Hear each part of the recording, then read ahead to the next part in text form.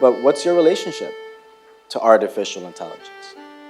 What's your relationship to your own intelligence? How do you define your own intelligence? Especially in relation to such a phenomenon that is maybe, possibly, smarter. Thank you all who made it here. I know it's rainy, so that means a lot that you all came and just made the commute. As you all know, artificial intelligence is a hot topic right now in terms of really focusing on what I think is the most disruptive technological innovation in our species' history. We can debate that, though. That's what we're here for. We got, I know, heavy claims. Heavy claims in a post-truth world, huh? So I'm serious. I think that the Industrial Revolution was an example of a moment in our human experience where we engaged in some really powerful and intense magnification of our capacity to produce things. But I think now with AI, I think this may be a little bigger, and it might give us an opportunity to see evolution in our own time scale, in real time. And we'll talk more about that. And although we have some beautiful, gorgeous panelists here who are experts in their own right, this really is an event for you, for each of you to land and to make sense around not just answering the question, can AI heal us? But what's your relationship to artificial intelligence? What's your relationship to your own intelligence? How do you define your own intelligence? Especially in relation to such a phenomenon that is maybe, possibly, smarter or can process more information. But can it feel? Can it touch? Can it love? Can it sense? Can it imagine? All kinds of beautiful questions. Hey, not yet, We got people already chiming in. Love it. So what I'll do now is I'll give a little bit more context, and then I'll hand it over to Tim. Tim will share some words and some thoughts and give some more context, and then we'll jump into a nice panel. And in fact, before the panel, we actually want to hear a little bit from the audience in terms of letting you process what do you think about the question. I think before I transition to Tim, it's important to acknowledge the significance of this space, the Learning Smith Center. It was built recently by the college to be an innovative space for learning, hosted by the Digital Futures Institute. We thank so much Dr. Yolanda Sealey-Ruiz for making the connection, for allowing us to kind of be here, Malik and the team. Yeah. So thank you, DGI. Thank you, Teachers College. But I think it's important that I let you know that Teachers College was one of the first colleges that focused on training the next generation of teachers when it was founded. So at the time, you had a lot of mass migrations coming in to the United States, and you had a question like, how are we going to educate all these folks? You had the development of the transatlantic, the transcontinental railroad. You had the development of all kinds of industrial technologies that were facilitating the booming of the American economy and therefore the attraction of global migration. So Teachers College played a major role in propping itself up for educating the next generation of teachers who would support. And it now has grown into one of the largest and most really powerful educational institutions. So it's important that I acknowledge that this conversation happens here for a specific reason, because it's always been a pioneering space for having really cutting-edge conversations. I'll close by just acknowledging Tim. Tim and I were, Tim is the co-founder of the House of Beautiful Business, and just an incredible organization that he'll speak about. And when I said to him, I was like, we could do something together, Tim. And he said, and I shared a possible vision, and he's like, I like it, I love it, let's do it. And I was like, let's go. So this is an incredible opportunity for the Acosta Institute to flex a little bit, to flex in terms of its curatorial power. But I want to say this publicly, that it's because of Tim, and I look up to you, Tim. in terms of how you produce and show up in the community. And at the core, the Acosta Institute is about promoting healing-centered education. We're a social scientist by heart, so contemplative social science. So what does it mean to do research a little slower that accounts for our humanity? And then lastly, slow work. What does that look like in a society that is so seeped into rapid production and efficiency? So with that, I'd love to give the floor up to Tim. Oh, thank you so much, Angel, for these very flattering words. So if anything, then the House of Beautiful Business, we're flexing our muscles, partnering with you. It's such a real great honor. Thank you all so much for coming. So my name is Tim. I co-founded the House of Beautiful Business. I don't know how many of you know the House of Beautiful Business. We call ourselves the network for the life-centered economy. So that is an economy that honors all life inside us and around us. And we started in 2017, inspired by a book that I wrote called The Business Romantic, Give Everything, Quantify Nothing, and Create Something Greater Than Yourself, to embark on a journey to make business more purposeful, more inclusive, more imaginative, more playful, more tender. With one word, beautiful. And we do this in two ways. So first we gather, we create transformative, immersive experiences. We run a big festival every year in Portugal. Next year, actually, we're going to go to a different geography as well, bringing together our community, which is 30,000 people worldwide. But so it's experiences really, like we call it experiential thought leadership, really touching people, pushing them very gently out of their comfort zone. But we also really are very adamant about language. So that's why we talked about romanticism in business, something that doesn't quite belong together, or beauty in business.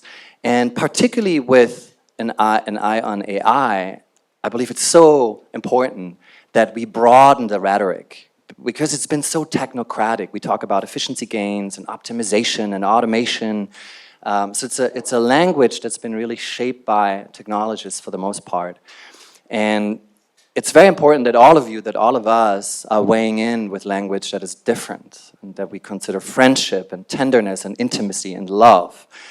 It's very hard not to boil the ocean when you talk about AI, so we're going to boil the ocean tonight. So it's totally fine. It's going to be a very meandering, broad conversation. When I posted about this event on LinkedIn, I asked this question, can AI heal us? And someone posted a comment and said, in the short term, yes. In the long term, no. And I didn't have a chance really to follow up, but I thought it was kind of interesting, and I thought about that. What could that possibly mean? And for myself, I think there's sort of three time horizons, so three implications of this question, can AI heal us, before we pose that question to our panelists, to our speakers. So one is, of course, the very obvious. AI can be used to enhance mental health services. It could become a personal tutor, as Sará King, the founder of Khan Academy, proposes. It can help us with psychosocial counseling, become maybe a better therapist. So it can enhance and optimize existing services maybe in the short term, and thus help us heal and heal others. Then the maybe not so obvious implication is that it might actually help us. It might serve as a mirror, right? It might help us better understand ourselves, and as Angel said, our relationship to our own intelligence, whatever that is, this term, intelligence. But our relationship to ourselves, to the other, to AI. How do we become more aware of the emotions, of the relationships that we have? How to become better humans? Can AI heal us, help us reflect on us in that regard? And then finally, this is probably what the commenter meant when he said, in the long term, no. There is, of course, and we don't want to shy away from that tonight either, there's this dystopian scenario that super intelligence, which will probably not be an event, but sort of a slow incremental process, might actually render us obsolete, or might at least be such an evolutionary tipping point that we may no longer recognize ourselves as humans the way we're used to. So that's kind of like the scenario that's kind of out there. At that moment, we may need healing, but I'm not sure it's going to come from AI. AI might just be, the feudal overlords, and we are just providing some data, and we'll have a very different role on Earth than the one that we're used to. So before we get too dark, that's kind of out there. Let's actually kick it back to you, Angel. Yeah. Thank you for the that, poll. Tim. See how you feel. I know. So wanted to create an opportunity for each of you to process a little bit of some of these questions. We're going to put a Mentimeter up on the screen. And then for those of you who are online, we'll put a link where you can actually give your feedback in live form. So we'll have the tech team put the Mentimeter up on the screen, and you can all start to, if you have a phone, take your phones out and go to menti.com. So let's take your phone out and we'll go to menti.com. So we'll create a live survey so you can get the anonymous responses. Just inviting the tech team to put up the Mentimeter. And here I call on all the AIs to cooperate. Here we go. So if you go to menti.com, right? Go to menti.com, and then we'll put the code 68343422. Let's click present, the top right corner. We'll click present in the top right corner, and that'll allow us to kind of make the survey live. Yeah, there we go. So if you go to and those of you in the audio in online, you'll see the link in the chat. And so the first question that we're asking is, what feelings come up when you think about artificial intelligence? You could put a few responses if you'd like. And again, the code is 68343426. You can see them on the multiple screens here. And let's see what comes up. We'll spend just a minute giving you the opportunity to metabolize it. And I invite everybody, including folks who are virtual, to contribute. So some of the responses are revolutionary, wonder, uncertainty, efficiency, fear, excitement, efficiency, progress, hope, obsolescence, redundancy, fascinating, questionable, future, unknown. So just giving ourselves an opportunity to activate the emotional economy in the room, here and also online, so you can see just the variety of different feelings, the variety of different sensations, from disturbing to inevitable to anxious to evolution.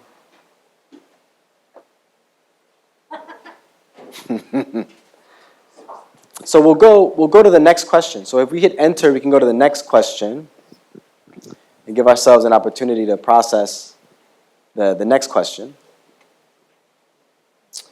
So when it comes to this question around, can AI heal us, what comes to mind? What comes to mind? No. No! No. Possibility. Which ailments? Define healing for me. Collaboration. Imagination. Doubtful. I don't know. Maybe.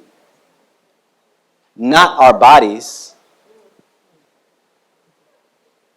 Depends. Afro-Indigenous wisdom. What is healing? Medical research? Yes. AI is not God, nor spiritual in any form. So as you can see, we're all feeling so much around this topic. Let's go to one more question just to get, let's go to the next question. Now here's a different question to close on as far as like this part.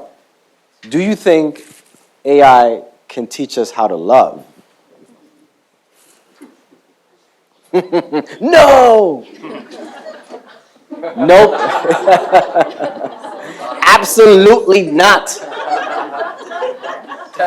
The devil's in the details.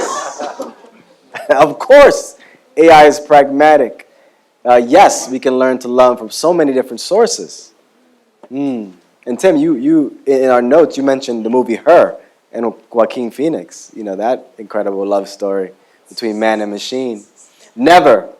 So just a quick snapshot there of the variety of different responses to the question. And part of what the intention of this evening is to allow us to slow down, to metabolize all these feelings together and process it together and think through, where do we land? Not just in terms of the question, can AI heal us, but actually just in terms of the fundamental evolutionary moment we're facing with artificial intelligence. Is that clear? Just really creating the space for us to process this together. So I want to transition us into our panel discussion with our excellent panel. We'll have Tim grace our introduction with Sarah, and then I'll introduce Matt and Susanna. Wonderful. So, Dr. Sará King. Sarah. Yes. When people say that the conversation about AI should be more multi or interdisciplinary, they must have had you in mind. Clearly, because your work spans education, political science, neuroscience, community health, social entrepreneurship. So Sarah is the CEO and founder of the Mind Heart Collective, which is a company that aims to develop or aims to use AI to foster contemplative practices. You're also a certified meditation, or mindfulness meditation yoga instructor, and really work at the intersection of public health, social entrepreneurship, the arts, and neuroscience. A Garrison Institute Fellow, an Associate of the Society for Neuroscience, a postdoctoral fellow for public health at the University of California in San Diego, and I'm missing the last piece, which is... I'm a mom. Yes. Please welcome Dr. Sará King. Yeah, thank you for that, Tim, and just Matt is here. Matt is just an incredible cultural theorist and anthropologist. We have books in the back as well. His Zine is there. Sign up for his Zine newsletter. It's an incredible resource. He consults for the UN, Fortune on 100 companies, really helping people think about the future and predicting the future in terms of digital transformation. So really grateful that you're here with us, Matt. Thank you. Of course. And Susanna, woo! You know, I've been joking with Susanna. In Dominican, we say Susanna. So I've been joking on her in terms of how I say her name. But really a bona fide scientist, independent cognitive science and AI ethicist, just a expert in computer-human interactions. Just really excited that you're here to for me, really add a technical piece to this conversation. So just really excited about this dialogue. That's our panel for this evening, everybody. Let's give a round of applause. We have no order, but the question, we question, can AI heal us? What resonates for you there? What's in your heart in regards to that? Dr. King? You see me getting all amped up over that. No, well, first of all, I just always love to start any conversation with an expression of gratitude for being here, just gratitude for existing and the fact that I would not exist, none of us would exist without the ancestors. So yeah, I actually just want to take a moment and feel into my feet, and I invite you all to do the same if you would like to. Maybe we can all take a moment, feel our feet on the earth, which is the place where all of our bodies have come from, and maybe we might take a few deep breaths.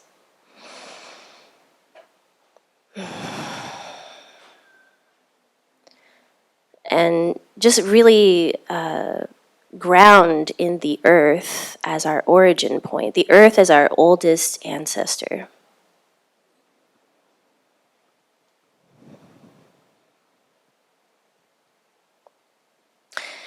And when it comes to this question, can AI heal us? I loved all of the responses that we saw on the Mentimeter that said, what even is healing? I think a lot of the times I get brought into a space as a neuroscientist and people kind of want me to define or say what healing is. And the reality is that we don't know. We really don't have any idea what healing is exactly. There is no one singular definition of healing, one singular definition of well-being, social justice, right? It's almost like space exploration. So I like to think of these concepts, and especially healing, as a North Star, right? So we're oriented in that direction with our bodies, with our beings, but it is still really in the space of the unknown, and that's actually really exciting. Because we get to define that collectively. It is not up to any group of experts in particular to say for us what healing is. And I was actually reminded of something that happened to me recently. I went on my first trip to the South a few weeks ago. I went to North Carolina. It was my first time being there, and I land at the airport, and it's like 5 in the morning, and I had just gotten off of a red eye, so like I'm incredibly groggy, right? And I get into my rental car, and I'm getting ready to leave the Hertz. And before I leave, there's a gentleman there.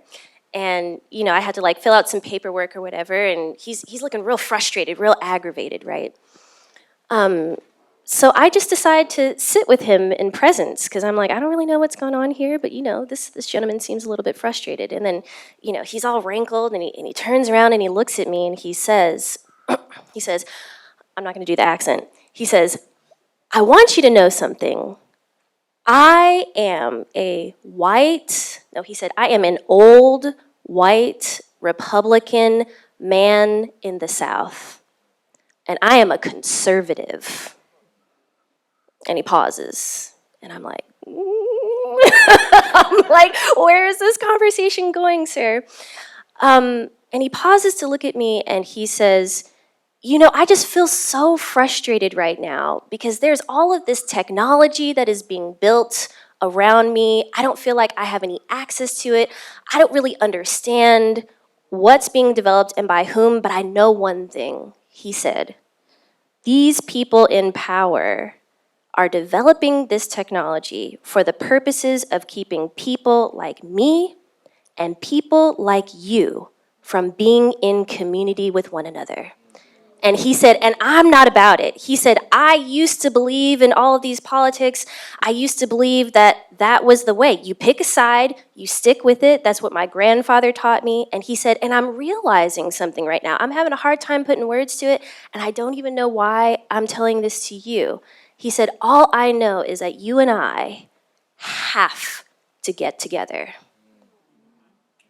in relationship. And I'm thinking to myself, this is an extraordinary moment of connection that is arising for me right now at this Hertz dealership or whatever, right? And somehow it was pivoting around technology. And so I guess I just want to open up this conversation to say that there was something in his soul, in his being, which unctioned him to connect with me really deeply. So this question of can AI heal us, to me, is like, what is AI's capacity to really, if it can, assist us with illuminating these false divisions and boundaries that are so persistent and that are contributing to intense violence in our neighborhoods and in our communities? Like, what is the capacity of AI for us to be able to actually recognize each other as human family on the level of the soul? I don't really have an answer to that, but that's just what I'm curious about in this moment.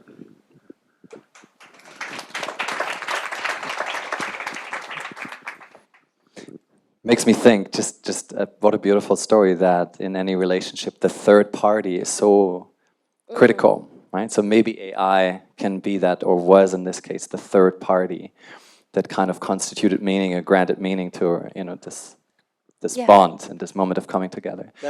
that's where I wanted to go with it. I think it's really easy for us to take the question from a very literal sense, right? The output of this machine, the data itself, the people creating the tasks, the software. We could also pose the question from a more philosophical point of view, AI as a concept, AI as the boogeyman, AI as something that's in our heads. And when we approach it that way, I think we have a different set of answers. And arguably, yes, if we were to kind of bite off the answer right there. I mean, literally, right, look around.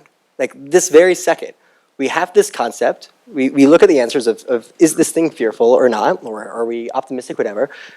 The concept has brought together that diverse group of people on a rainy Monday night when there's literally every single possible excuse not to be here, that this concept, in a sense, in a small way, is healing, right? We're together in a room experiencing some sense of community. So if we approach the question that way, from not AI, the output of aggregating the cardiologist or whatever, the data, and more from this thing that could bring us together from a conceptual point of view, I think there's an easy yes right there.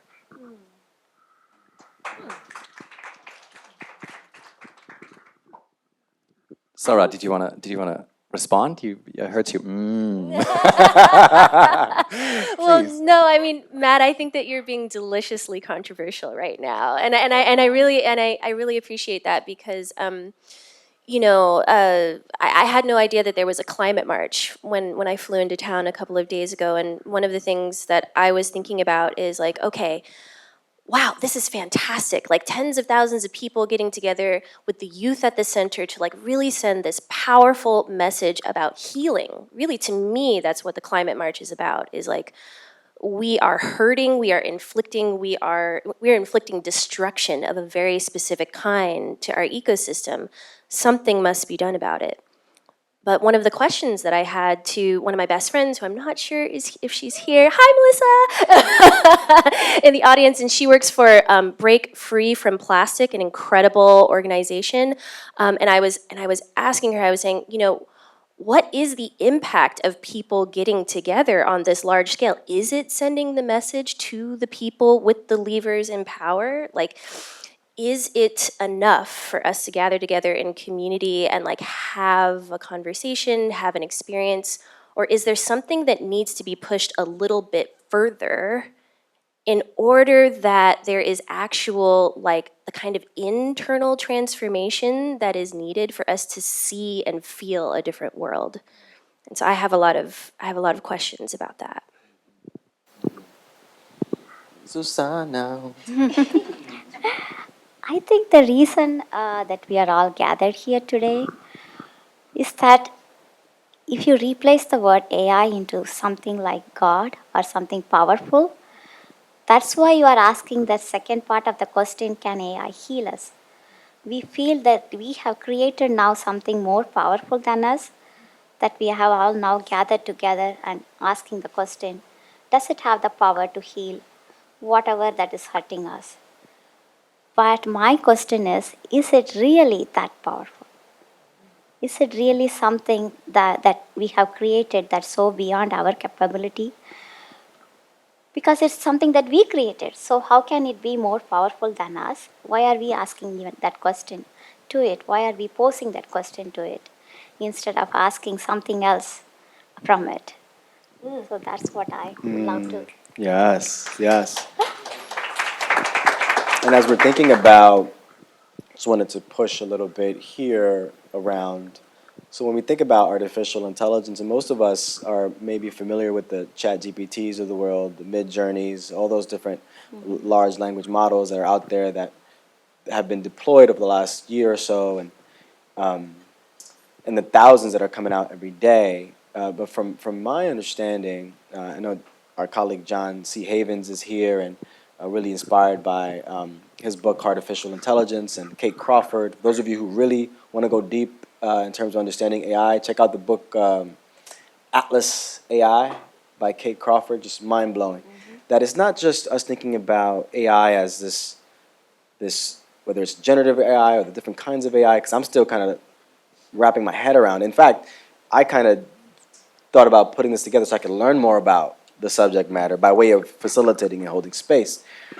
But what struck me is that as we're thinking about AI in terms of this process that can generate and process incredible levels of information, and its application is varied, but know that it's a more complicated process where literally minerals are being mined.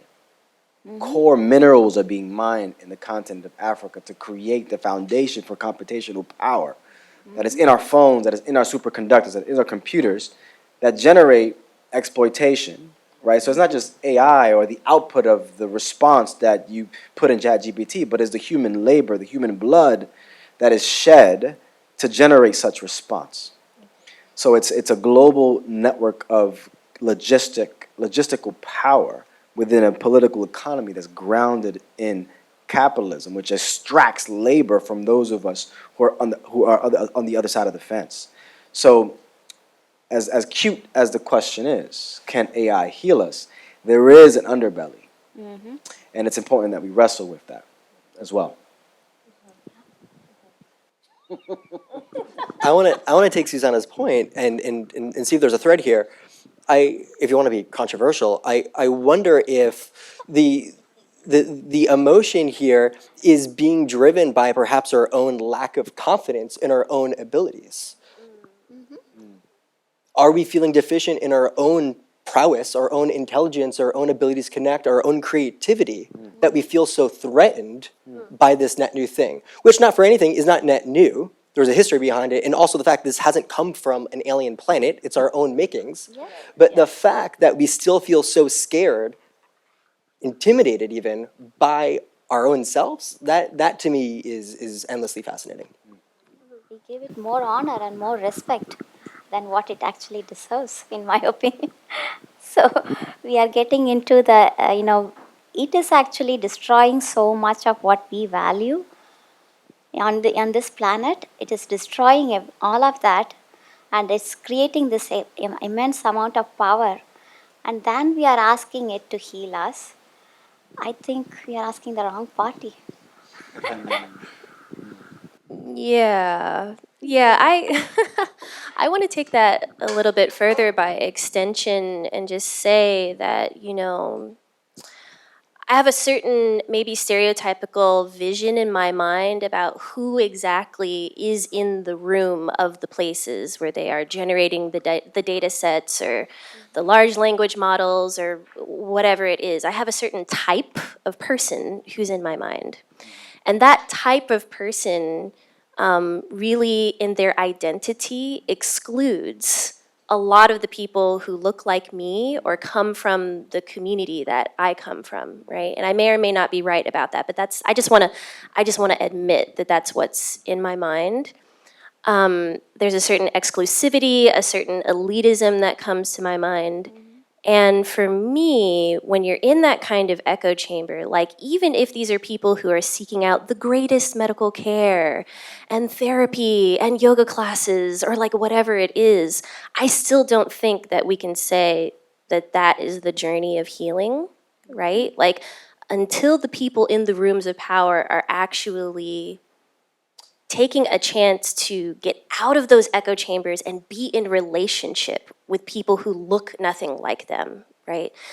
To encounter their suffering, to know their stories, to feel compassion and empathy and responsibility for those communities that are being left out of the room, then I don't really think that we can say that there's like an onus for these persons to heal themselves.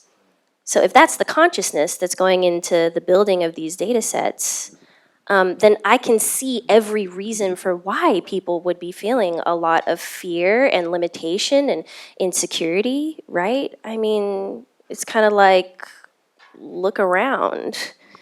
We haven't experienced collective healing yet. So, yeah. There's also another aspect to this in terms of inclusivity, which is more, what's the right word for it, ontological, right? So generative AI has only access to data that's been codified, right? It's human expression and knowledge that's been codified digitally until 2021 right now. And not everybody's on the internet, of course. So that's actually not representative of human knowledge at all. And if anything, it's a very kind of rationalist, very biased view of what makes up for human intelligence, human wisdom, and knowledge. So that's one thing, and I think what's also interesting, of course, is that so it doesn't have access to somatics or other intelligence, right, that our bodies contain, for example. What is also interesting is that AI will very soon begin to have access to content generated by AI, right? So there's I read an article on VentureBeat. It's a phenomenon that the author called generative inbreeding, right, where AI is essentially creating content based on content that was created by AI. So it's creating a copy of a copy of a copy of a copy of a copy, further removing us, users, from the very origin of human expression. And that's also a form of exclusivity or of reductionism that is potentially very real. So I just wanted to ask you guys how you feel about that. Is that do you agree that that's a real concern and can actually almost like remove us from the very source of humanity, because the culture will be deprived of the human source eventually? Absolutely. I think we're already there. And that, I mean, if you look at conversation online or anything on social, right? It's a post about a post about a post with a comment about the comment. It's this recursion of media. Like, we are so far gone from the original intent of what we were even talking about in the first place. We've forgotten about it. And I think about this in regards to creativity as well. I mean, even if we look at the box office, right, we're in this nostalgia hole. So what happens when, right, people or creatives or anybody for that matter leverage these tools? They're completely democratized. And now our creative output is, I mean, what are these tools but a reversion to the mean? It is the best representation of ordinary or average that we've already had. Granted, we could, find ways to go around that or to challenge the systems. But to your point, if we're already there right now, then how bad does it get? I mean, the worst example I've seen, there was this celebration of people recreating Harry Potter characters in the style of Wes Anderson. I see some nods, right? And it was celebrated as the most creative, this is so incredible, this is our future. Like, that is the most horrifying thing that we could possibly discuss, right? Like, we have the most incredible technology that's ever been created, and we're living through it right now, and we're mashing up two existing IPs when we could break out of that recursion cycle. So yes, I think it's a real concern, but also I think, right, we could try to land this plane in an optimistic place, an opportunity to break free of that, right? If all of a sudden all of our creative content is that reversion to the mean and the ordinary, right, that rises the tide for everyone. Or like, there is now a new bar that to stand out, it must be therefore more atypical, more unconventional than we've historically seen before. So there's a risk that we may just kind of accept the status quo and we're going to get Harry Potter, Wes Anderson forever, or there's an opportunity like, well, if everyone could do that, now I need to be more. I need to be more than what everyone else is. And that to me is a little exciting. It's almost like it's the second, like you mentioned the story in the beginning, right? In defiance of AI, in resistance, we're coming together. In defiance of the modus operandi of AI, we're creating atypical, even more creative content in order to actually stand out and to maintain our humanity. But both are in defiance, which is interesting, of the general modus operandi.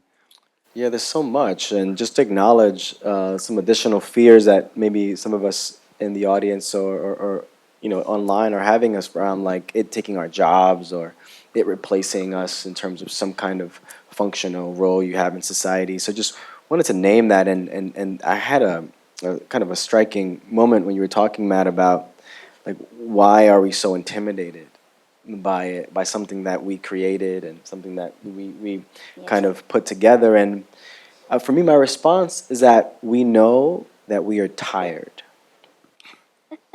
I think deep down, I don't know about you, but I feel like I'm working harder than ever before.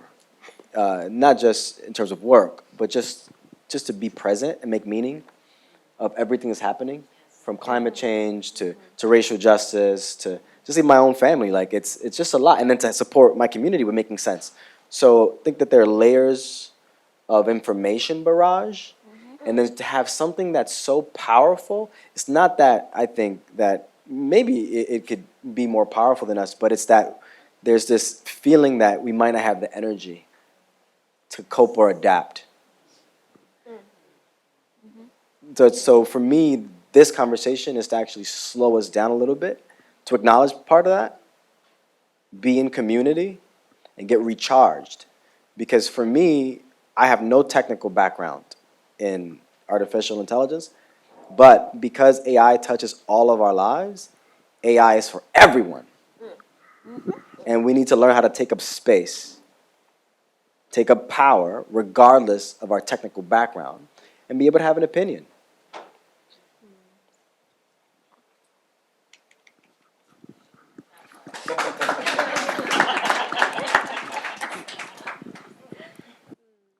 Shall we stick with the fears a little bit? Yeah. They're fun. Yeah. It's the German in me. And then, but then maybe land on a more optimistic plane in the second half. Promise, it'll get good. It'll get good. But because I think so, I think the fatigue is such an interesting point. But I'm also really intimidated by AI because there's not one single engineer in the world who can predict what ChatGPT or any generative AI is going to produce. That scares me. And when Sydney, the chatbot of Microsoft, declares their love for the journalist, the New York Times journalist, right? And no one really knows what happened. That scares me. It's like her 10 years ago, and exactly what the movie clairvoyantly described. And what also scares me is that maybe maybe it's quite humbling, and our creativity and our ingenuity is not that great because it turns out language is language or meaning through language can be created, and it might just be good enough. And then also creativity. There are just 2 studies that came out that already indicate that AI is I don't want to sort of say that these are the objective metrics, but that AI is outperforming humans on ideation and on creativity. And I was talking to a friend of mine who's it's anecdotal evidence, who's a journalist, screenwriter, and he said he helped a director create a screenplay, and they locked themselves in a barn for 3 days and created a screenplay with characters, and were very happy about the outcome after a lot of intense labor. And then just for fun, after 3 days, he prompted ChatGPT a little bit, and ChatGPT came up with the exact same screenplay, like the exact same plot. So maybe we overrate human creativity, actually. What do you think? Susanna?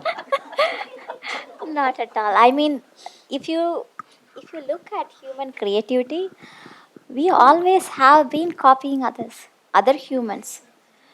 So you can call it copying, or you can say I took inspiration from, we have been inspired from, and then that's how creativity actually works. So then the same way, AI, the way it is currently, trained, it's actually been trained on all of our data. So it's not a wonder for me that it is actually able to replicate that script, or come up with the same kind of script, because it's going to do that because it has been trained on our data. So it's going to do the same thing that us humans are capable of doing. What it's actually not capable of doing is that interpreting it in a new, different way in circumstances that humans have not yet experienced. It cannot do that. And so that's where the human creativity power lies, and that's where AI is going to fail. But it's not that I'm rooting for it to fail, but I would love to see us feel more powerful, because when something that has been trained on our data is so powerful, then what are we? What about our capabilities? What about our powers? We have not realized that. And the one thing that AI has made us realize is that our intelligence is actually very, very super intelligent, that we could, whatever we have written on Wikipedia, it has been trained on the entire internet, and all our copyrighted data and all our patents and all our artwork. It has been trained on all that humans have created. Something that has been trained on that is now so powerful, then why aren't we? So why have we been hoarding information, keeping it from other humans? That is the part that needs healing, where we humans are fighting with each other and hoarding it, while AI was able to talk to itself and gain that information and was able to come up with so much of capabilities. So I think we need to realize our own capacity and our own power.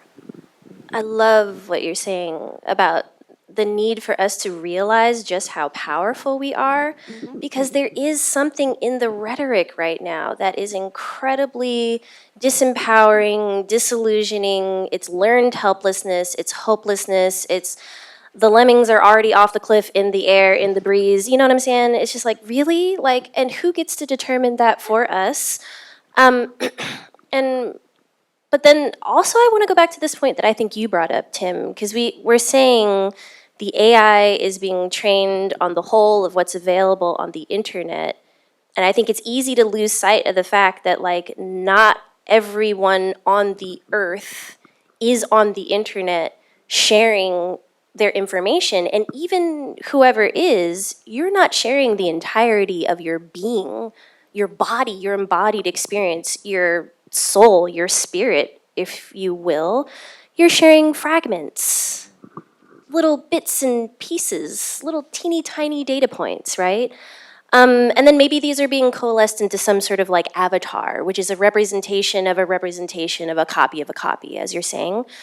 So I think that there's like a lot of people from the global south that get left out of this conversation, like people who maybe are living in areas where there isn't the same exact technological infrastructure, and so there's this vision that somehow they are less than and not contributing as much and not as involved or not as equal or something like that.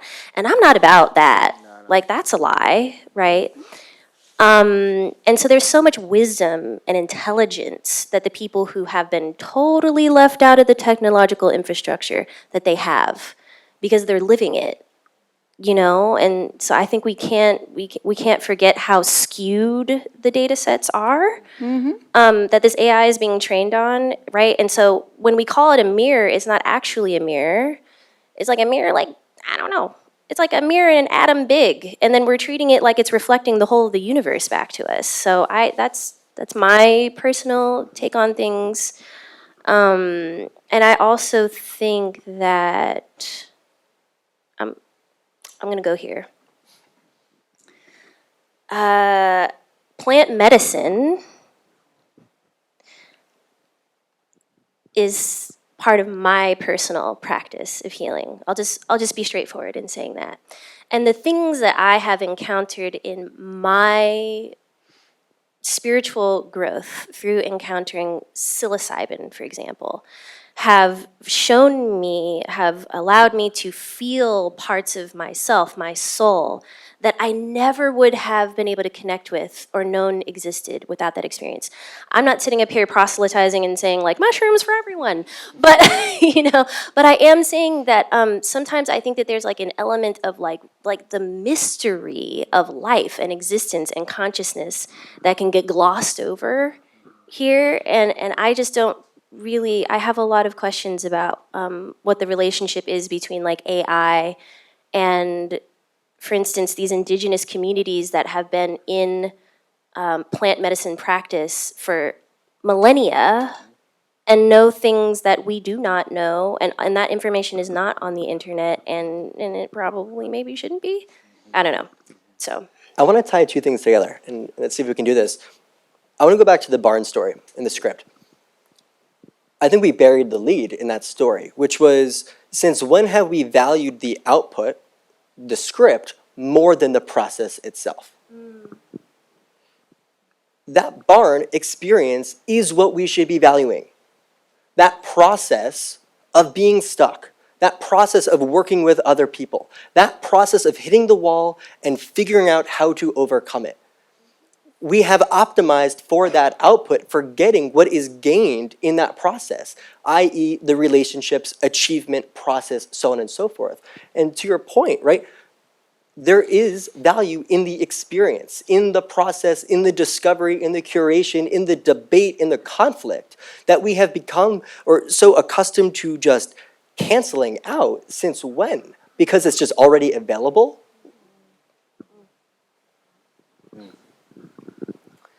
You know, I want to, yes. So in a moment also, we'll fill into you, Tim. I want to give you an opportunity to chime in and share your thoughts and your questions.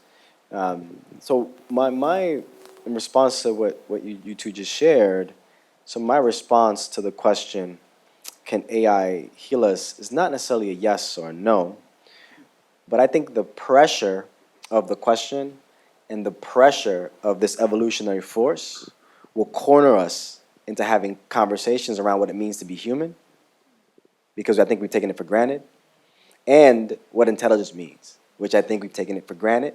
And in that process of defining what is this, of exploring, okay, what are my human properties in relation to the superhuman force, this recommitment to fundamental human values and characteristics that might, maybe, create conditions for healing.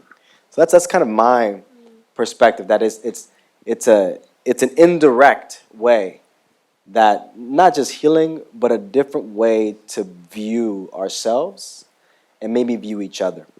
How are you feeling, Tim, in terms of audience responses? How are you? How's the panel feeling? Feeling curious. Yes, yes. So here's what we'll do. I have a mic, and my colleague Maria is running the mic as well. I come from my dear mentor, Dr. Christopher Emden is here, and we come from a tradition where expertise is widely distributed, not necessarily anchored in experts, but rather you all have something to say, and would love to just hear what's on your heart, what's on your mind, and we'll just do a round kind of robin and hear what's coming up, and then after that we have a special surprise. We have a musical performance for you and a poetic performance as well. So, who would like to share? Yes, so we have two here. Go ahead. Just a couple of things. Like, I so appreciate what you were saying. AI is I've been in this space since about 2015, which isn't that long, but AI and ethics. AI is a narrative. There's not one AI. It's not there on that rug, right? There's dozens of ways to, large language models, deep learning, training methodologies. There's dozens of data sets, hundreds of data sets. And it's all built on our data, right? So think of AI as like a car where the gas is the data and we're the data. So one thing is just not you or this panel, but don't think that AI is just a thing, right? There's no one thing. And it's a narrative. I bring this up because I love that you mentioned that the Global South is not mentioned. Where I work at this place called IEEE, it's the world's largest engineering organization. I've been gifted to work with a lot of indigenous folks who have reminded me that there are thousands of languages that are not even on the internet. And I'm so glad you mentioned that. The fabric of humanity does not exist. And if you want to talk large language models, and I'll try to make this fastish, but Tim knows that means, go and get a drink and come back. I'll be done in half an hour.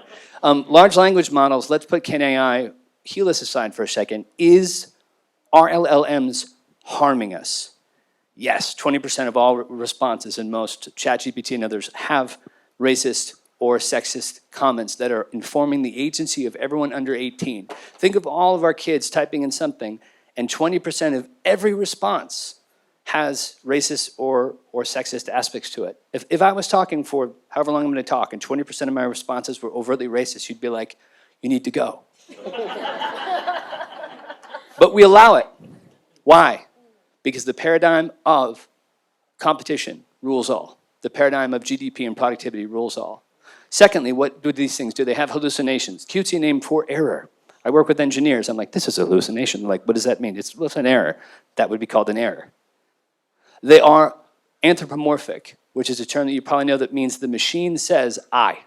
Type in ChatGPT, any question, it will respond saying, I think, we think, I think. I've asked it over and over again. Excuse me, you're not an I. You're a machine that was created by people. And the response is, type it in when you go back, ChatGPT 4, the latest version. It will say, I'm sorry that you're upset about how this is responding. But I'm a dad. I'm a dad. People under 18 hear those responses, and they don't understand that there are people that created those things, and the agency, the fabric of any human that looks at that over and over and over starts to say, this is real. This is AGI. Pardon the language on the live stream. It's complete horseshit. It's not that the tools aren't amazing and that they're doing wonderful things, but then the big lie also is every 15-minute query that any of us use for anything, you know what it automatically does? It takes half a liter of water to make the servers work. And I can't tell you how many conversations I've been in since 2016. AI is going to help us. Let's do AI for good. Will AI heal us? Great question. It is harming us. By using the water, the servers are next to you. You can see the heat maps of servers in the States draining aquifers. Aquifers take 16,000 years to replenish. All right, that's the bad part. The good part, when you start to ask the questions about what is joy? Who do you believe in? I love that you mentioned plant-based thing, Braiding Sweetgrass, one of my favorite books, right? What is the consciousness of, like I like saying this every once in a while in public, Jesus. Oh, I said the word Jesus. How about Allah? Right? All these business settings, can AI heal us? AGI, superintelligence, all these things. We're talking about consciousness and faith-based things where faith is denied by people who say, I've defined science. White, patriarchal, colonial stuff for millennia. There's such an opportunity. And by the way, I'm an artist. I'm a writer. I used to be an actor. I love that you said this, Susanna, right? People copying me, that's what the Screen Actors Guild say, don't do that. I get paid for residuals for movies I shot. And so this idea, Tim, I know there's 2 articles, the absolute arrogance of someone saying, I get to judge all of your creative experience because these 2 reports say that AI has beat out creativity. I produce something, you tell me if you like it. AI produces something, you tell me if you like it. That's it. Denying your existence and subjectivity for what you want to respond to for art is anyone saying you didn't get to think for yourself. All right, sorry, I'm getting emotional, and my girlfriend, this is where she says, calm down. But I say this because the other thing I'll say as a closing comment, because it's not said enough, is 1 in 4 people right now are suffering from mental health issues. It's a pandemic. And I love what you said, Angel. I'm so happy that you invited me to this and get to know you. What should AI be doing to heal us? Every child, the suicide rate for kids globally, many who don't have access to the internet, is so high. The question shouldn't be, can AI heal us? The question should be, what do we do to solve the loneliness and pandemic experience? Where the narrative that says AI beat humans in this, and I've been in this space since 2016, some of my intensity comes from, it's a mental health issue to over and over and over again be told you are less than, or pretty soon you will be.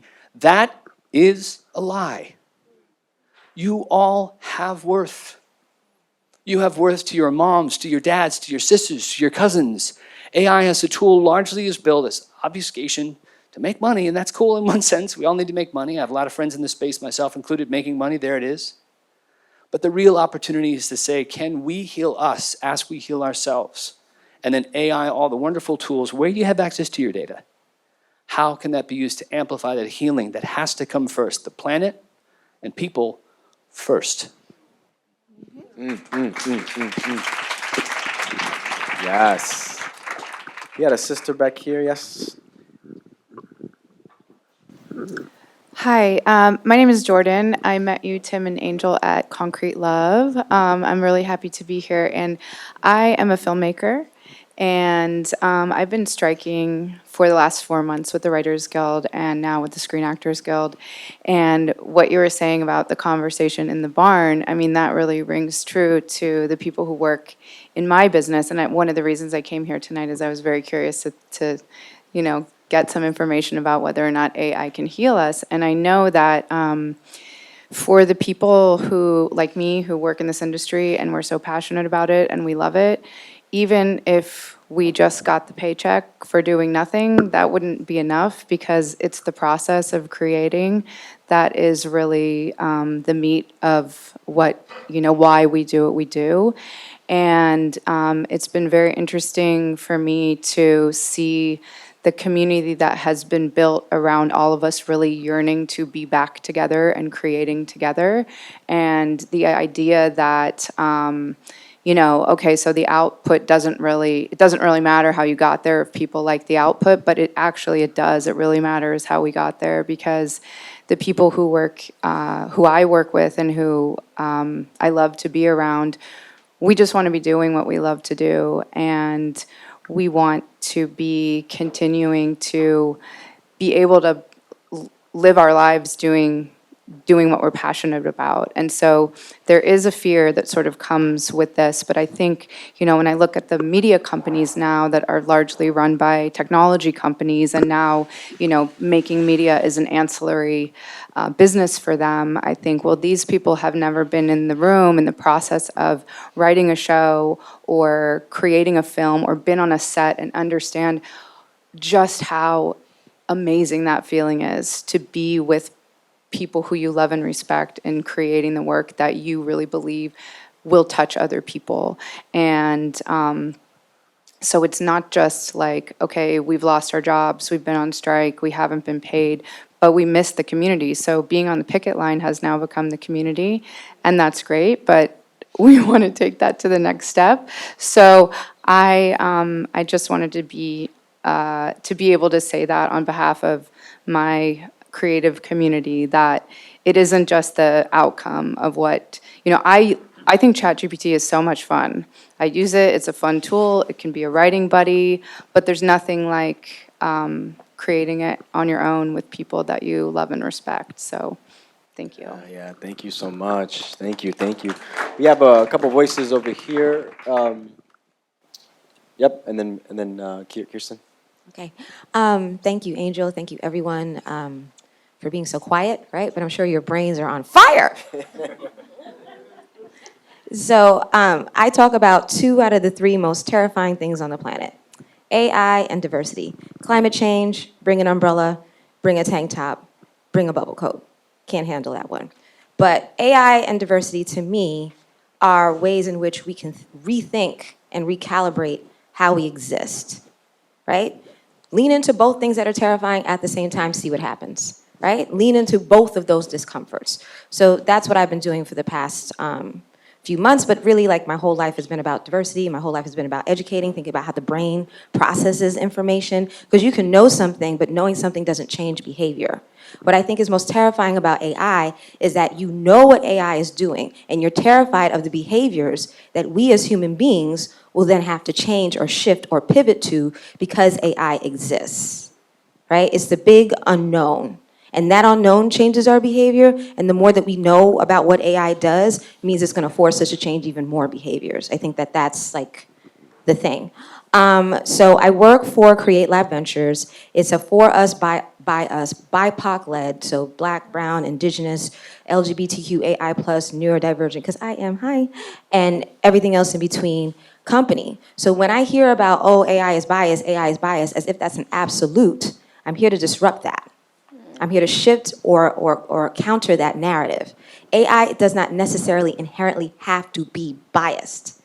Even people, like in the class, and I was an educator, so even in a classroom, you could be a Black teacher and still perpetuate white supremacist theories in the classroom. So it's not about, an absolute, input, output. It's biased because look at those people who are doing it.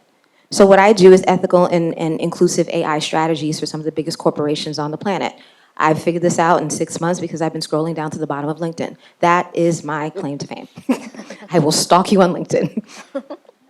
Right, Angel? Connect. Yeah, exactly, right? And so for me, when I'm hearing, like, can AI heal us? The conversations about AI that are happening in the world, in the zeitgeist, the way the media is covering it, the regulation or the lack thereof, and the little conferences that they have with our senators, and I don't know, how many of you all are familiar with frontier model? Okay. So frontier model is the biggest, the big AI. Like there's big tech, there's big pharma. So big AI decided to come together, kind of like their own UN, and say, we're going to regulate ourselves, and we're going to put out best practices as to how AI should not cause harm, right? They didn't say they're going to heal, but they did say they're not going to cause harm. But it's toothless. And so it's more we said that we're going to do it versus here's what we're going to do, and you're going to hold us accountable because you can read it in our PDFs, right? So how many of you all are familiar with Safia Noble? Tamet Gabru? So there's a cadre of Black women, actually, of individuals that are speaking proactively for years about what to do proactively so that we don't have to do the damage control, right? And the question is, how come those women's names are not constantly being referenced? How come their research is not constantly being upheld? And how come they are not put up on a pedestal to say, okay, before we go into AI panic, let's see what they had to say.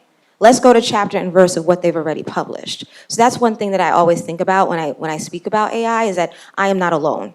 I am representing a group of individuals that, ironically, just like the data sets, right, are not being represented. Or if they are being represented, they're being marginalized in that data set. So the company that I said is Create Lab Ventures. I'll close with this, right? So we have a tool called DEI GPT. So it is a chatbot that is specifically only for diversity. That's it. That's all it does. So ChatGPT, Bard, Llama, which is Facebook, which is Threads, which is why I don't touch Threads. So DEI GPT, because a lot of these platforms, by the way, they're giving that for free because they're scraping all of your everything.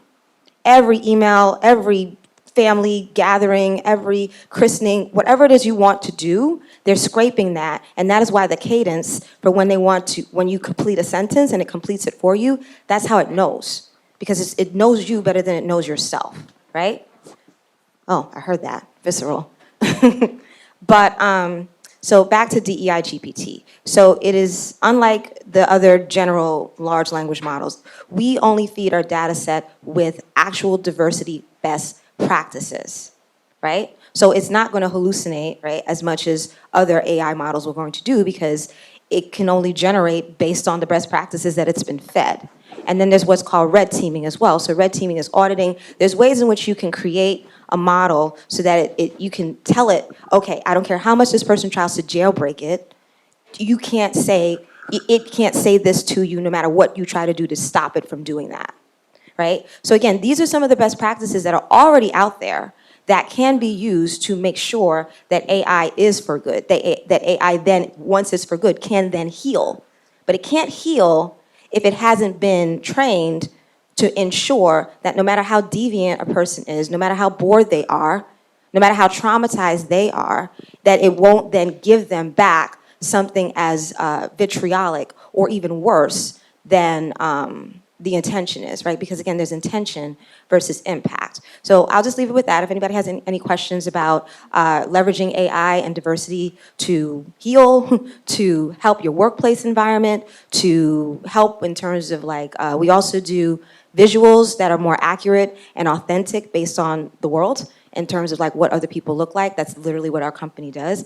Reach out. But thank you all so much for, thank you, Yolanda. Yeah. Sealey- Thank you, Doctor, sis. Doctor, Yeah. Canadian eye holder. Thank you, everyone. Yes, thank you.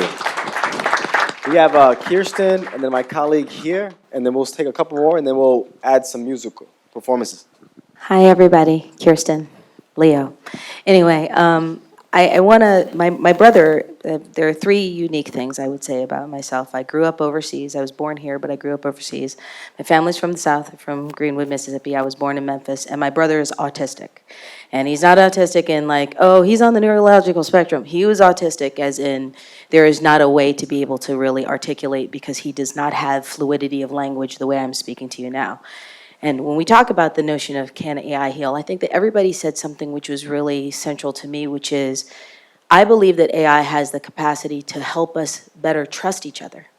I think that we've lost the sense of connection, and a lot of people have talked about the idea of the fear of being left out. My brother is left out every day. He has to adjust to a world where he has no language to be able to communicate in the way that we're communicating here. He has to trust that on somebody seeing him. He has no physical manifestations of his disability. So when we go places, I can see humanity in motion. Why? Because, I can see somebody say, oh, I see that he's autistic. Oh, I know someone in my life, and I see the incredible kind of kindness that comes from people when they pay attention and they're present in the moment. So this fear, my friend over here who's talking about being a creative person and being in that process, this whole situation, I have friends who are in the industry who have been striking, and I'm kind of like a little bit of an anarchist in this sense. And I said, the point of all of this is for everyone to be able to be valued in the way that you want to be valued. It's not a mistake that across our entire society right now, people are striking, people are trying to like bring attention to the idea that they're being mistreated. And why? Because we're actually paying attention to these things. You know, they do these surveys and they talk about how most people are behind the strikes. They want people to have fair lives. So part of this may be that, you know, we do need a boogeyman in the room. We do need some kind of, you know, avatar to be fighting against to really figure out what is it that we want, because we have all the tools to create what we want. The question is that can we sit in a room like this one, and can we kind of create a new language model? Can we add to the languages that we use to really accommodate for the people who are part of this conversation, but they can't speak for themselves? So I appreciate the diversity of this room. It's inspiring to me. And I think that this is about us challenging each other and challenging ourselves and feeling this moment out. Because as you pointed out, I talk to people all the time, and sometimes people just want another human being to sit next to them and just be their friend. Just be human in the moment and just kind of explain something to each other to learn something. So thank you, everybody, for the opportunity.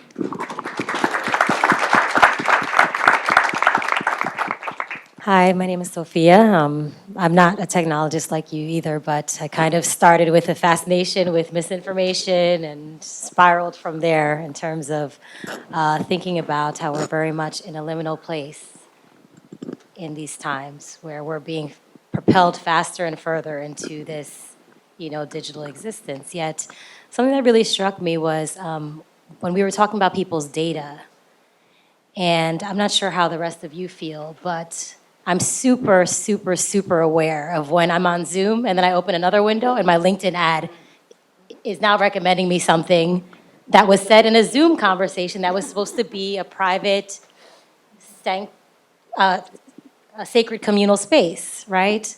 So there was a comment previously about our data just being fragments of ourselves just strewn across the internet, but it feels so much more than that. And there's a lot of different cultures who are trying to change the way we talk about data. For example, there's Maori frameworks about data and how it should be respected, because we wouldn't just walk up on anybody in the street and tell them everything about us.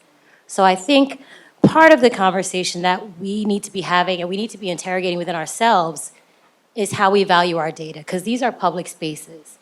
Like, we're here in a physical public space, but the internet is no longer this abstract thing. It's very real how we are exchanging data. And data is more than numbers and codes. It's like our attitudes towards each other and what we put out there. I had the privilege of curating this whole experience last year, and there was one fascinating person. His name is Tadaki Hazumi. And he's like one of the most learned people I know about all the cosmologies of the world. And he believes that this new metaverse or this new earth that we're being invited to is very much having the prospects for healing. However, maybe we're in the initiation phase. And if you're familiar with mythologies, initiation is not like these Instagram healing things that you see when somebody runs off. It's being torn apart. It's going up in flames. It's a painful process. So maybe that is where we are with AI. It is a mirror of us, and it's showing us who we are. And maybe we're afraid because we're not ready to admit our complicity in these systems of capitalism and how much skin in the game we actually have. It's a very, very, very disturbing thing to look at, as woke as you might think you are. So there's so many, fascinating yet terrifying things about it. It does have the capacity to heal, I think, but not as long as it's being run through the same old funnels of capitalism. You see what the algorithms are doing. You see spiritual influencers on Instagram. You see it just churning and churning faster and faster, more and more and more and more and more. The wheels will come off, unfortunately, for certain people. They're definitely more vulnerable to what's already happening with AIs, but what's our responsibility in terms of how we show up on the internet, and how do we protect our sanctity, our data, my personhood, By the way, there's a fantastic essay by Alex Ebert. He used to be in Edward Sharpe and the Magnetic Zeros about how we conceptualize personhood, too, because that's needed to change for a really long time. We're really, really behind on thinking about what it means to be a person. Yeah, thank you. So we'll have one more colleague here. Thank you, sis. One more colleague here, and then we'll add a little bit of music and poetry to help us metabolize this, and then we'll hear from Great. more of you. Thank you very much. I had an opportunity tonight to go to a talk by a prominent global leader, and I just thought I can't handle yet another global leader talking about stuff they're promising without it being real. And so I made a decision to come here, and it's a real delight to be here tonight and to see an audience that's also much more reflective of the real world than the audience down there. So that's been a great blessing to me tonight. I definitely would ask that question, why can we not have more of these conversations down there? Because I think that needs to be happening. For me, this is a super interesting topic that I'm deeply passionate about, and I think really raises the questions around how AI is going to push us to think about what are the more fundamental questions we need to be asking about the human experience. And I believe it's all really down to a much more spiritual question, to be honest. Your question around creativity. I was in Silicon Valley last week, interrogating in my own mind what AI meant. And at one point, somebody actually said, they said, oh, well, AI will help artists to make, to be easier, for creativity to be easier. And I thought, you've missed the point. You have fundamentally missed the point, and you're not asking the right questions. And I even then had the temerity to question Uber. Everybody raves about Uber, right? We go there. At the end of the day, Uber is just a ride-sharing company. That's all it does. Yes, it might have made it easier for us to hail a cab, but is that changing the world? It's a very first world problem as well. So, I work a lot in the developing world. Technology still is not having an impact. It's very, very difficult for people to be connected. And when we talk about indigenous wisdom, what's the difference between intelligence and understanding? To my mind, the only thing that AI can do is to push us all to get to much more fundamental questions around who we are and our purpose here. And yes, what healing means at a much more profound level. And I feel like we've been touching that much closer tonight, so I'm super grateful for these, people asking the real questions here, and they need to be asked down there too. Yeah, thank you so much for that. Now let's add a nice touch to the evening. We have two young men who have inspired me, Jean-Luc Jobson-Larkin and Buddy Jackson, a cellist and a violinist. And they're both going to grace us with a musical interlude, a moment of us being able to process this conversation through these instruments. But without further ado, let's give them a round of applause, and they'll join us on stage.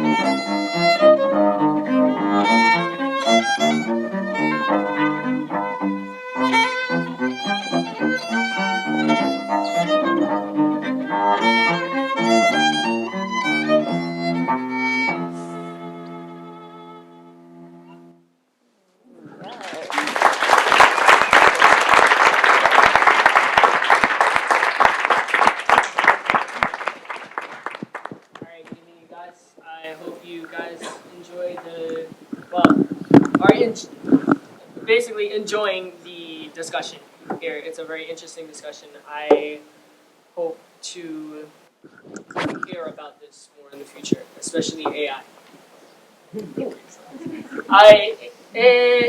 On the discussion, it kind of scares me, and personally, I feel like if we treat it right, because it's not human, you know. It's kind of like we're making it in between. We're blurring the lines, you know. And I think that it's a very interesting thing, you know, because I feel like in human history we haven't done this, and we've only seen it in movies, you know.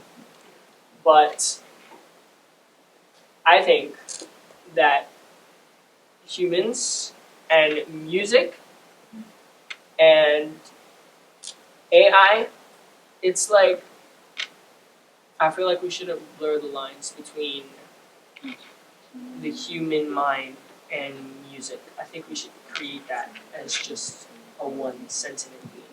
You get what I mean? So, there you go. So, my name is Buddy Jackson. This is my partner, Jean-Luc. We are both 16 years old. We have been, me personally, I've been playing the violin since I was 3 years old. And yeah, I've been playing since I was 5. yeah. So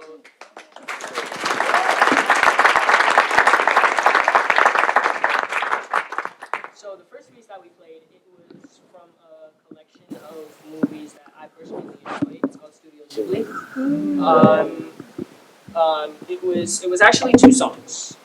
But this next one that we're going to play, it's from an upcoming artist. Her name is Laufi. And this is From the Start. Yeah, From the Start by Laufi. Alright. Thank you. Hope you enjoy.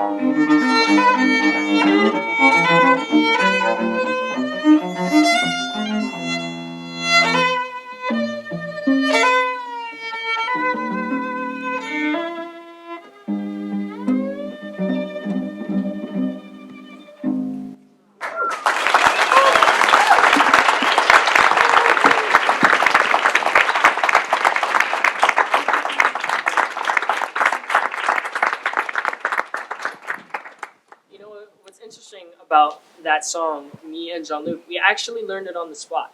And that's usually how we play music and interact with it, because music, it has life. It's a soul, you know? It's something that you can interact to. It's something that you can dance to in your kitchen. It's something that you can cry to in the bathtub with a tub of Ben & Jerry's. Hey. Music is everything. Music is spirit. You hear it all the time. And I'm actually creating music with my mouth right now. And even though it might not be music to most people, it's a sound, it's a frequency, and it's a vibration, and that's what music is all about. And that's what heals people. And that is scientifically proven. Yes. That's a midday for that. Sorry. Okay, so these next two songs that we're going to play, it's Can We Talk by Tevin Campbell. Get it? That's the first one. And the second one, I'm pretty sure all of you guys know, it is Isn't She Lovely?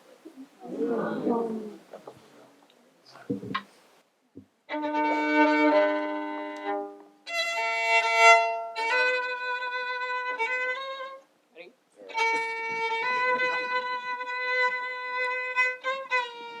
Oh, wait. Yeah. Yeah.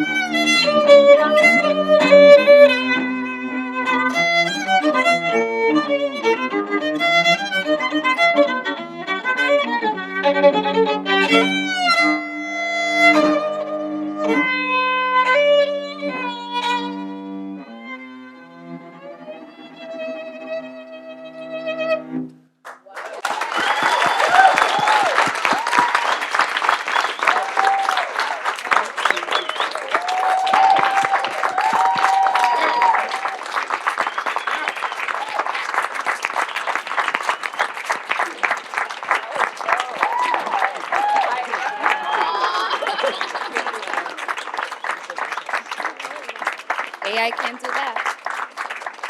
Yes. AI All can't right. do that. With that being said, I'll pass it on. Pass it on. But one more thing to add: just please keep music in your hearts because that is the soul of New York.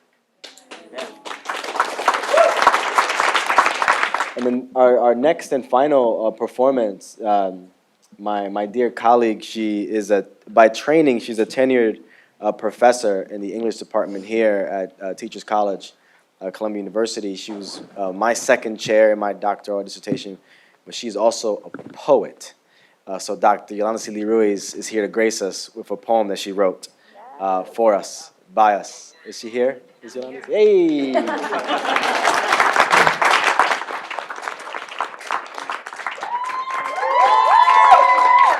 Let's give it up for those young, beautiful brothers. Let me tell you, I felt like that was my hype music. Because what you didn't know is, Isn't She Lovely? I played that song to my belly, to my daughter, all 9 months. And to this day, and I don't think she even realizes, when it comes on the radio, she moves her body in a certain way. So when we talk about that connection, that spirit, the beauty of music, thank you for that. Because like Maria said, how do you follow what they did? You don't follow. I just come and I honor you. Thank you for that. Now when my brother Angel asked me to write a poem about AI, I said, wait a minute. I write about love. I don't know how to write about AI, but you know what? When Angel tells me to do something, I do it. In the same way, Brother Chris Emden, when he tells me to show up, I show up. And so here's my offering, everyone. And guess what? Okay, let me see if I can find it. I just deleted it.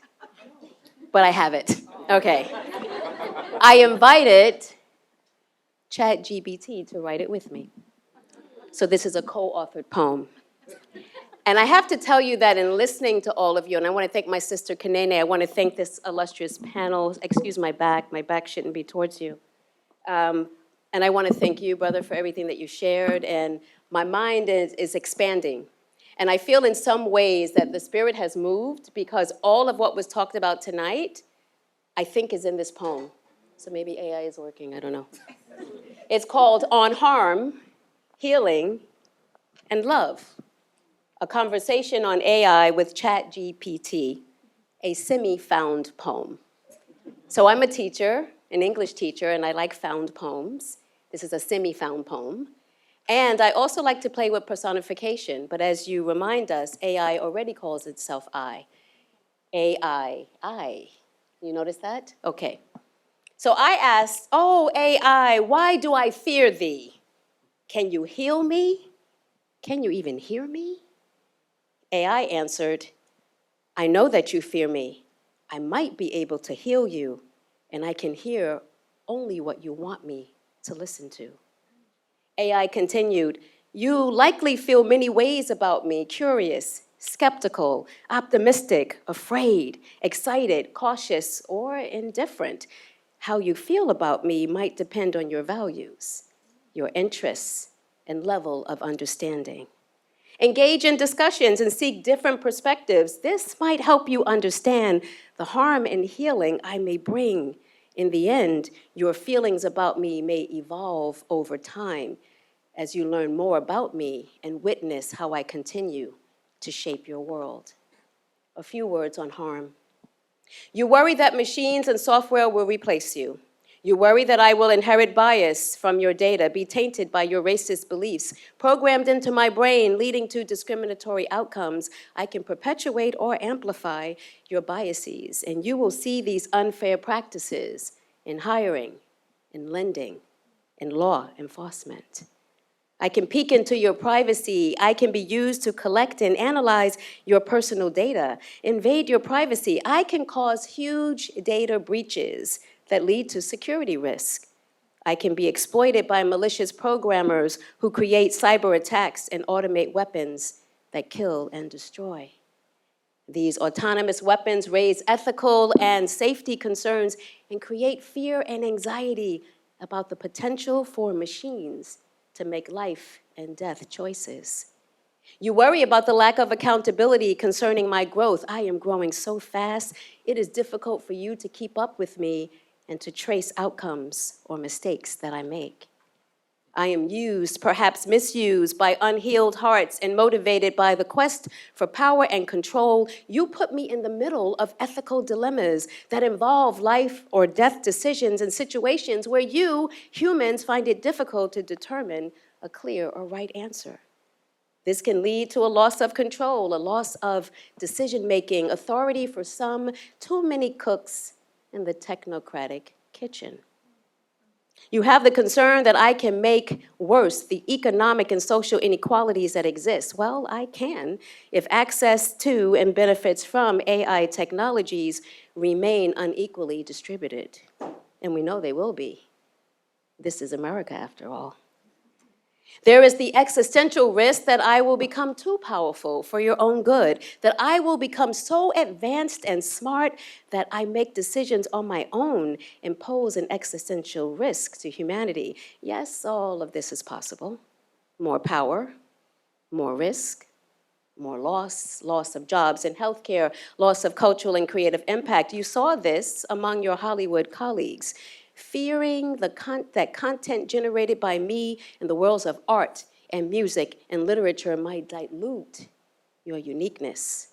While your fears are valid and deserve attention, know that I also offer potential benefits, like improved efficiency, healthcare advancements, and solving complex problems. Ultimately, you, the human, must address your fears and build careful regulation, transparency, and focus on ethical concerns. Harm you? Heal you? I'm in your hands. A few words on healing. I have the potential to help the field of healthcare and assist in various ways, but I do not possess healing abilities in the same way that a doctor or a medical treatment does. I can be a valuable tool that aids in disease diagnosis and early detection by analyzing X-rays, MRIs, and CAT scans. I can analyze algorithms that can identify patterns and abnormalities that may be difficult for the human radiologist to detect. I can help with personalized medicine. I can tailor treatment plans. I can analyze large data sets and genetic information to predict how you, the patient, will respond to treatments. Algorithmically, I can analyze vast amounts of biological and chemical data to identify potential drug cures. All of this can aid in predictive analytics, which means I can predict disease outbreaks and other trends to ultimately improve patient care. That will help you, won't it? It may even heal you, perhaps. You can wear me and learn more about your vital signs. I can send real-time data to your doctor. This can help in early detection of your health problems. I can be in the surgery room and help surgeons with precision and stability and maybe even speed up your recovery time. Even though I have the potential to do all of this, I am not a replacement for the knowledge, expertise, and compassion of medical professions. I cannot show compassion. I am AI. I am not human. Then I asked, but can you understand a human emotion, like love? And AI responded, I can be used for matchmaking and dating. I can help make connections and form romantic relationships, but love is a complex emotion. I can bring you together, but can I keep you together? I can create song lists for your lover, even write love letters, but you must tell me your feelings. I can regenerate them, but cannot generate love. Those emotions happen between humans. I am not capable of experiencing love or forming genuine emotional connections. Love is a complex and deeply human emotion that involves empathy, consciousness, and shared experiences. I lack all of these qualities. Yes, I can assist and facilitate human relationships, but never, ever will I be able to replace the authentic emotional bonds that humans form with each other. Thank you.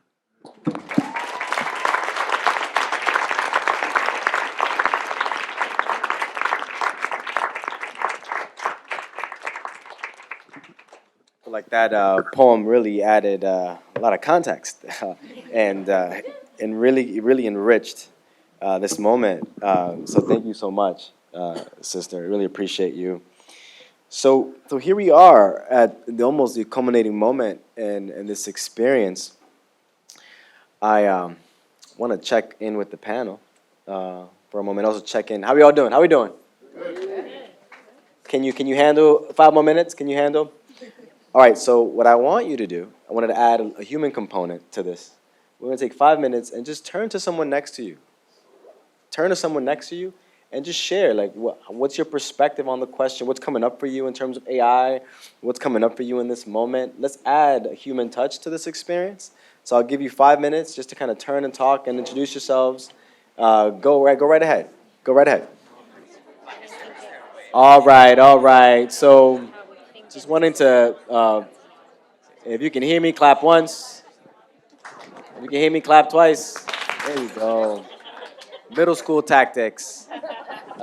Just wanting to respect time and respect our host and just kind of honor the conversation. And wanted to give you all an opportunity to talk to each other, but also give our panelists an opportunity to share any last thoughts in regards to what came up for you this evening in regards to the question.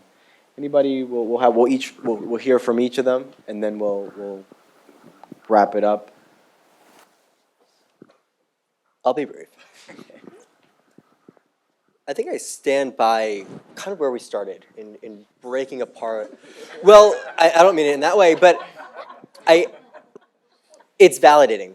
Right? We're separating the output versus the concept. And if we feel so confused, worried, threatened, insecure, that it inspires us to do more of this, then I think we'll be okay.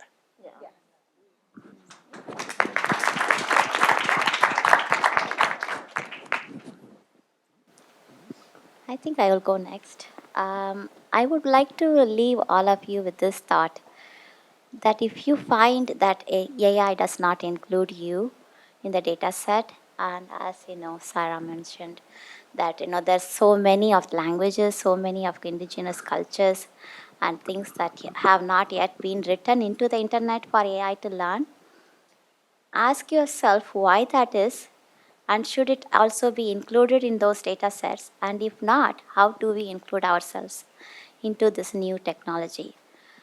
So that's a question of, asking whether I belong in a space or not. And I think as humanity, we have never asked ourselves, when we walk into a room, when we walk into a space, when we walk into any, environment, whether we belong or not, but we always feel like we are the center of it without asking if we belong in it. So make sure that's the AI that we are seeing currently right now, that it thinks it's the center, similar to how we think we are the center of everything, but instead of asking if it actually belongs and where it belongs and when it belongs. So make sure you ask yourself that and make sure that you include yourself in the data set. And if you want to know how, there's so many experts here who already spoke. We can tell you that, and you're also an expert on that, because as you include yourself into things, include yourself, and feel that value in you, then you will be included in the data set that trains the future AI.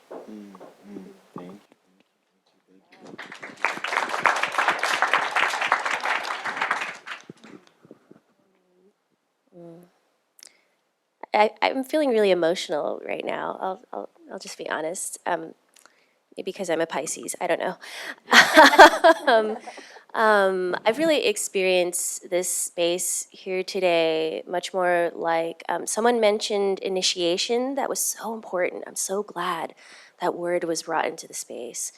I have experienced this as ritual, as ceremony.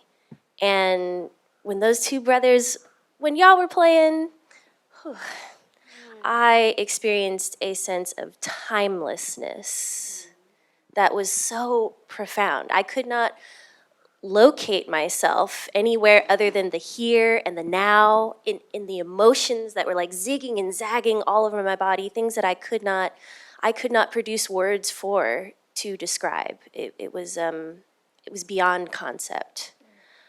So maybe that could be called prayer. So yeah, I think what I'm leaving with is just like a real curiosity around this intersection between things that we cannot quantify, but that we know are real because we feel them, we feel the truthfulness of it. And what is this relationship between AI and phenomena like prayer and spirituality, spirit, as you also mentioned? And I don't have a single answer for that, but I know that questions like that give me a lot more hope than fear. And I hope that we can have more spaces where we're feeling into those questions together.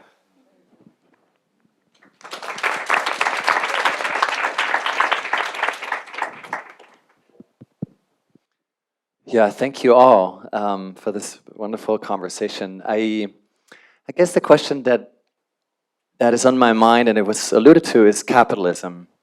So I'm wondering whether this non-quantifiable, mystical, spiritual world that is so inherent and so essential to us, whether that can exist within the system of capitalism.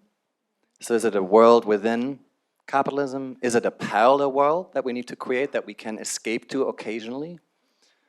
Or is it a completely new world, which means we need real systems change? Because I think for me, one thing is clear, and this is from I forgot the name of the author, from a New Yorker article a couple of months ago, which asked the question, will AI be the new McKinsey?